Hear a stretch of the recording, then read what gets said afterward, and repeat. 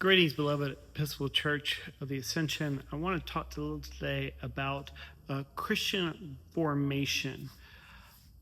We had our first kickoff to our program year this past Sunday in Christian formation. And while attendance was much lighter than what I had hoped for this past Sunday, I will say that I think we got off to a great start. And with both all ages going and doing their thing with Bible studies, with our Rector's Forum, with our godly play that we do with our younger ones, as well as with our older children as well. I think there's something important about the difference between Christian formation and Christian education. Now, many of you probably growing up, if you're older than I am, especially, that you've thought about going to Christian education, Sunday school. And I think that's important, but the name change came, probably about 15, 20 years ago, maybe a little bit more, where we started talking about Christian formation. Now, this is not just semantics. I think education is about your brain, your head, and kind of filling yourself with knowledge. Formation, however, changes your behavior, your heart. It's that connection between the head and the heart. And Episcopalians, if we're honest, sometimes have a hard time with that.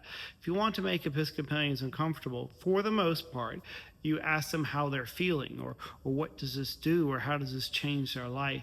That's the important part of understanding theology and scripture, that this stuff matters in our lives and how we put it into practice, and not just some theoretical way, but in some practical way of how we live our daily life. So we use the words Christian formation. We're formed as disciples, as followers of Jesus. And I think that's why it's important for us to show up, to do it in community, not just to read a book by ourselves, but this formation thing, this living our faith out, is not easy. In fact, it usually requires a group for us to figure it out, to ask questions, to learn, and to grow together. So my hope is that you can join us either after the 9 o'clock or before or the 11 o'clock, from 10 to 10:45, for at least one aspect of formation, either Rector's Forum or Bible study, or have your children go to one of the courses there, to continue to grow and to see how we become better followers of Jesus. Maybe you've got it figured out. If so, we'd love for you to show up and tell us how to do it, because the reality of it is I think we're all just struggling how to figure this out. So come join us this Sunday, not only for worship, but also for formation as well.